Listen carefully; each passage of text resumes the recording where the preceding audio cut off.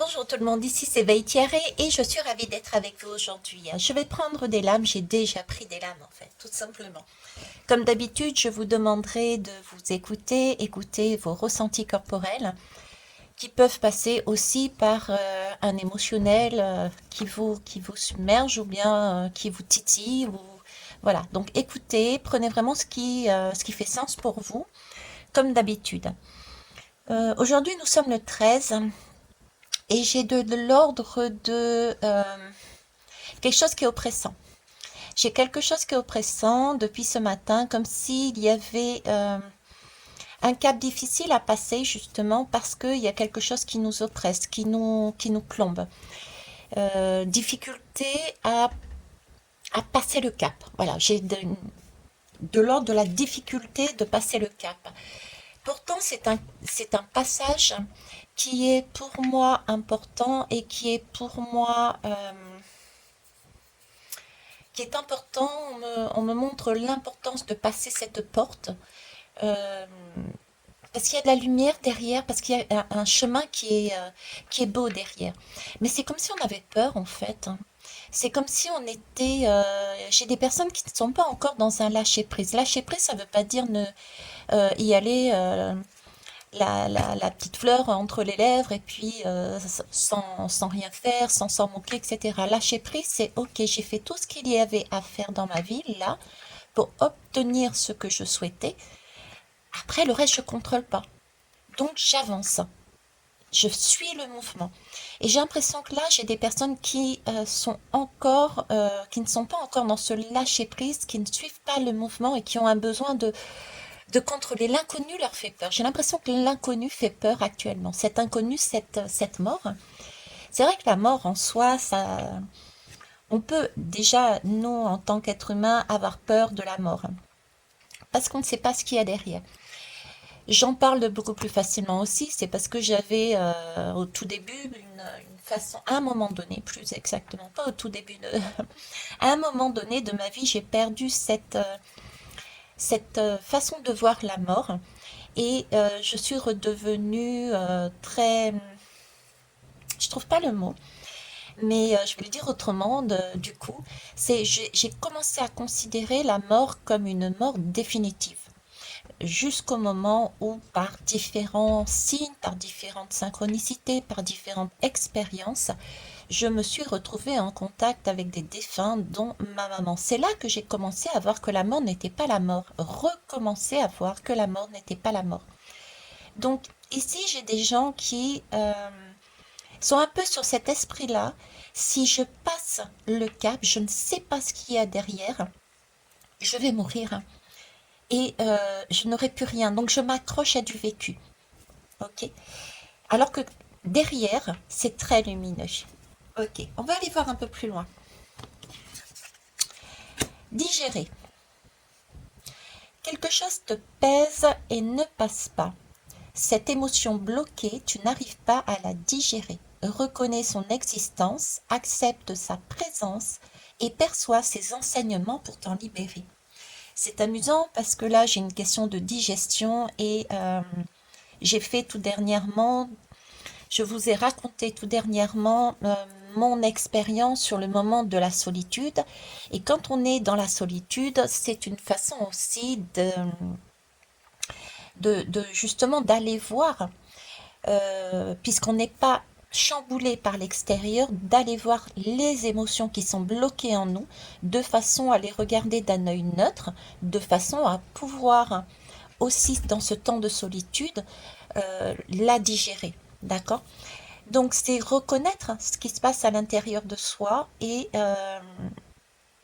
voir au-delà, voir au-delà de ces émotions. Ces émotions sont là pour nous amener des messages. C'est pour ça que je commence toujours les guidances en vous disant écoutez votre corps et les émotions que vous ressentez, c'est un peu comme une lettre à la poste qu'on vous amène et qui pointe une partie de votre corps et cette partie de votre corps va vous donner la compréhension de la lettre si vous n'avez pas su la lire. Et c'est ok aussi. J'en profite pour dire que je fais une formation que je mets à disposition Donc n'hésitez pas à me contacter pour vous reconnecter à vos intuitions et synchronicités. Ok. Donc là, j'ai des personnes qui ont besoin encore quelque part d'être dans un temps de pause, dans un temps de solitude pour aller approfondir pourquoi cette crainte. Parce que moi, là, j'ai une crainte. J'ai comme une sorte d'oppression. C'est comme si je sentais un cœur qui se refermait sur soi et qui n'avait plus envie de battre, ou plutôt plus exactement, qui avait peur que son cœur ne batte plus la même cadence. Il y a quelque chose de ça. C'est comme s'il y avait oui, une oppression dans la poitrine, une impression d'étouffer. Euh, la mort aussi, c'est effectivement, c'est être dans une tombe quelque part. Donc ce sentiment d'être enfermé et de se dire, ça y est, je vais pas pouvoir respirer dans cette tombe. Et on demande ici, avec cette digestion, cette carte, de se libérer en respirant, au contraire, profondément, et en ayant et en conscience.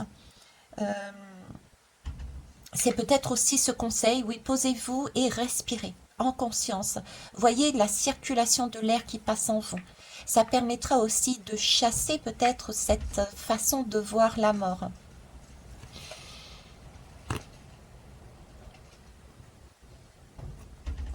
Besoin de contrôler, là, j'ai beaucoup de besoin de contrôler. Hein.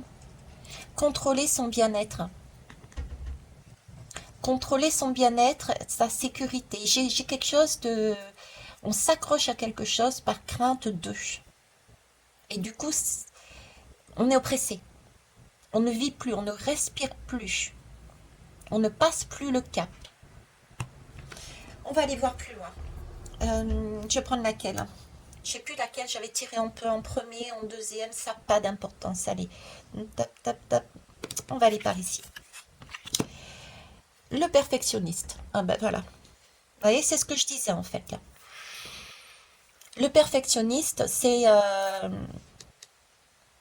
tout ce qui est le chakra du bien-être, hein, le chakra sacré, la sécurité aussi. Tout est lié, on a besoin de se sécuriser dans notre façon de voir notre vie. C'est comme si nous devions voir tous les détails d'abord sur papier avant d'oser ouvrir cette porte et de se lancer de manière naturelle et spontanée.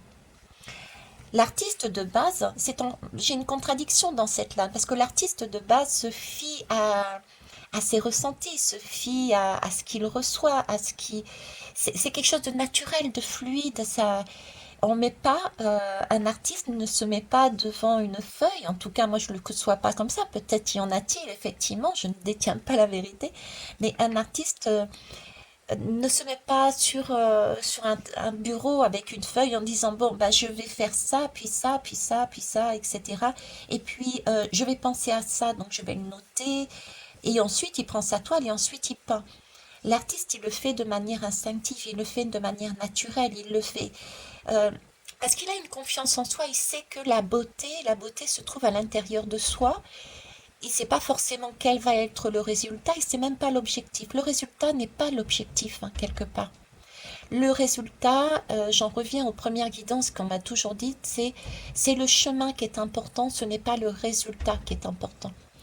Donc ici, j'ai effectivement une oppression euh, de vouloir tout contrôler, tout diriger, d'être un perfectionniste, et du coup, on en oublie à vivre, à respirer et à écouter sa beauté intérieure. Sa beauté intérieure, ouais.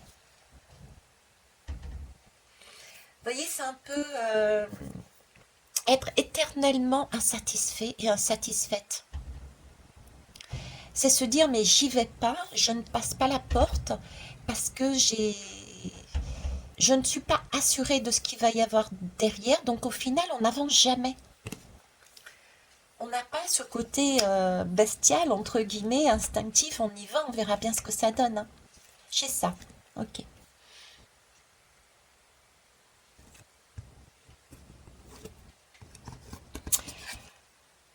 La vraie beauté. La vraie beauté, ici, nous parle de beauté, de plaisir physique, de sensualité. C'est amusant parce que je suis en train de vous parler tout à l'heure, juste avant, de ce côté bestial. Euh, et plaisir physique, c'est ça aussi. Sensualité, c'est ça aussi. C'est l'image. Enfin, c'est ça. Je m'entends. C'est le. Enfin, c'est l'image qui m'a mis dans la tête. C'est-à-dire que c'est ce qu'il y a de plus. C'est ce qui vient en premier. C'est c'est pas du calculé. Quand on commence à calculer, c'est plus, on n'est plus dans dans ce plaisir. On n'est plus j'ai un goût de cristal, de clarté, de magie. Vous voyez, on voit, on laisse plus la place à l'imaginaire. On voit plus les arcs-en-ciel. C'est déjà tout pré-calculé, calculé, surcalculé.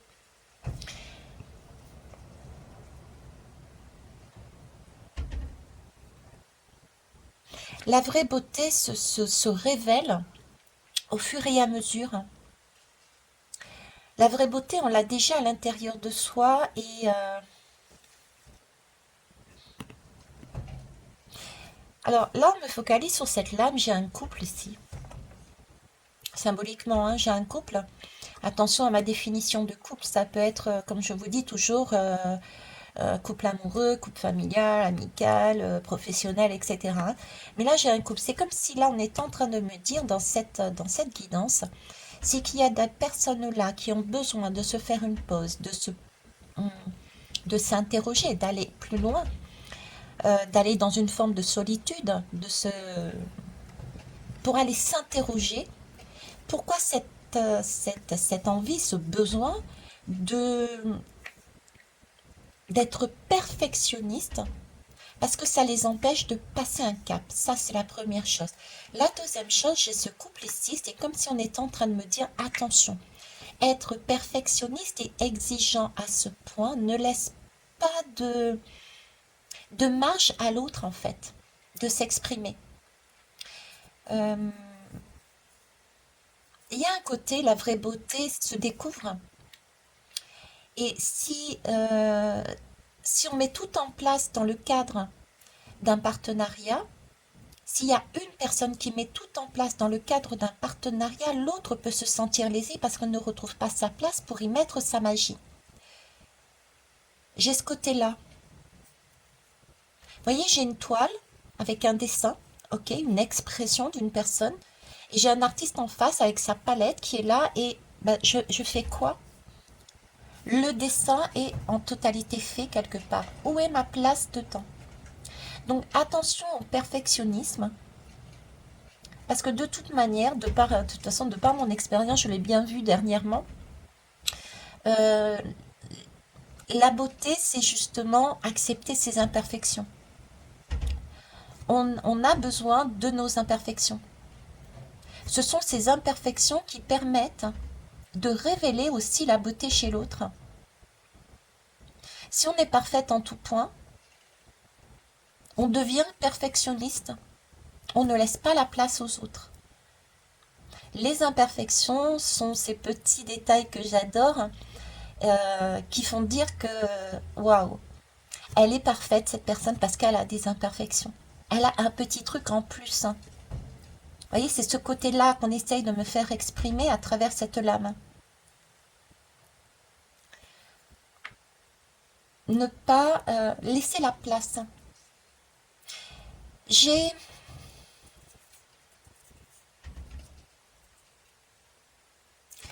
la vraie beauté.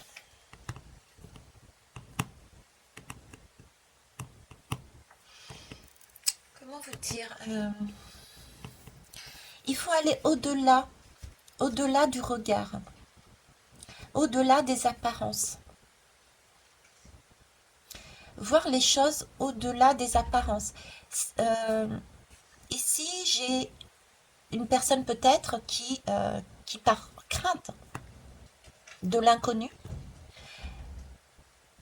au risque de se bloquer devant cette porte qui est entr'ouverte, de d'aller dans un perfectionnisme poussé, ne laissant pas la place à une autre personne qui pourrait l'aider, qui pourrait s'exprimer, qui participe au reste, à l'évolution de son chemin. Un autre miroir qui est là, qui l'attend derrière pour lui permettre d'avancer un petit peu plus. Et le fait de vouloir tout diriger, tout mettre au carré, on va dire, la personne qui est derrière la porte, elle n'a pas envie d'ouvrir cette porte. Elle se dit, mais à quoi ça sert? Tout est déjà fait. Et là, on demande de voir au-delà de ça. De revenir, mais vraiment à un côté, vous voyez, enfantin, innocent. Euh, c'est le début, c'est la magie, c'est vraiment ce côté cristallin que j'ai depuis tout à l'heure. C'est une création. La création, quand on crée quelque chose, c'est nouveau. On ne peut pas... c'est un peu comme un enfant. Je parle d'enfant, enfant, je vois le couple. C'est comme si vous mettiez... Et le ventre. Donc c'est comme si vous mettiez là... Allez, vous avez un projet d'avoir un enfant. Ok. Et c'est comme si on vous disait là, il y en a un des deux qui dit, bon, mon enfant, il va être, je dis n'importe quoi, hein, il va être blanc avec les yeux bleus, les yeux tirés style chinoise ou chinois, il va avoir un orteil de telle couleur, de telle grandeur, un petit nez retroussé ou pas. Bref, c'était vraiment, je vois digérer et pourtant je lis diriger. C'est vraiment diriger, c'est tac, tac, tac, tac. Et le fait d'avoir construit cet enfant avant même qu'il soit créé, du coup, il n'est pas fait. Trop d'exigences ne permet pas de voir la beauté de l'inconnu, la découverte. Et il n'y a plus de fluidité. Tout est déjà figé, tout est déjà fait. Et peut-être même, du coup, irréalisable.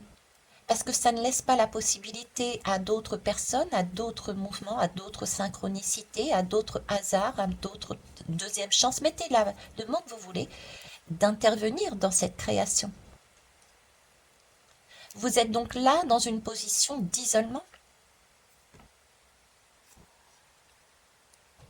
Et quelque part, vous vous bloquez vous-même, vous êtes dans une insatisfaction.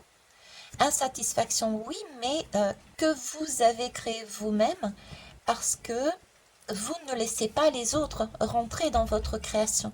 Vous ne laissez pas la magie de la vie rentrer dans votre création. Donc on vous demande là, pour moi, le message c'est OK, aujourd'hui nous sommes le 13.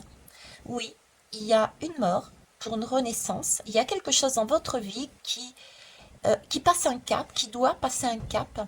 Mais pour cela, il va falloir partir avec votre beauté uniquement et ne pas chercher à être perfectionniste, mais laisser uniquement votre beauté intérieure agir et faire confiance à la vie qui va vous amener derrière cette porte d'autres personnes qui vont participer à votre évolution pour créer votre projet, ce que vous avez en tête.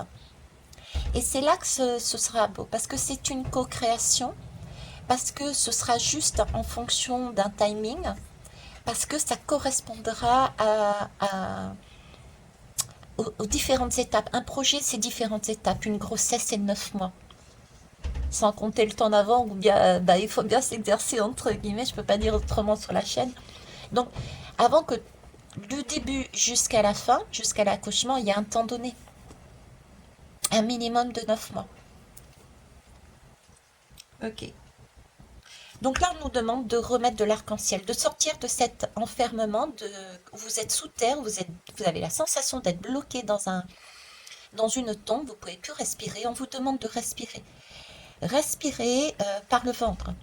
Donc écoutez, le ventre c'est aussi le siège des intuitions, écoutez vos intuitions, écoutez votre bonheur, faites-vous plaisir.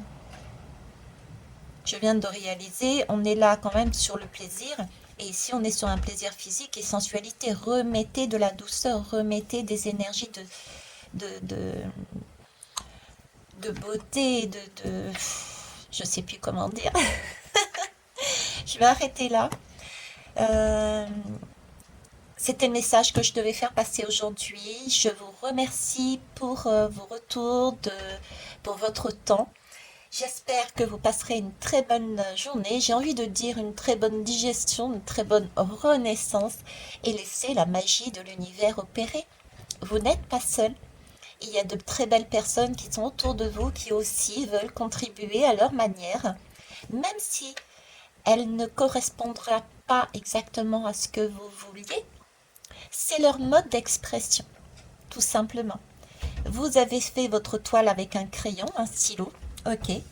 L'autre personne le fera avec peut-être les peintures, merci, les peintures d'un arc-en-ciel. Il aura sa façon, elle aura sa façon de mettre en place sa participation dans le projet. Voilà, je vous souhaite une belle journée. Bye bye, au revoir.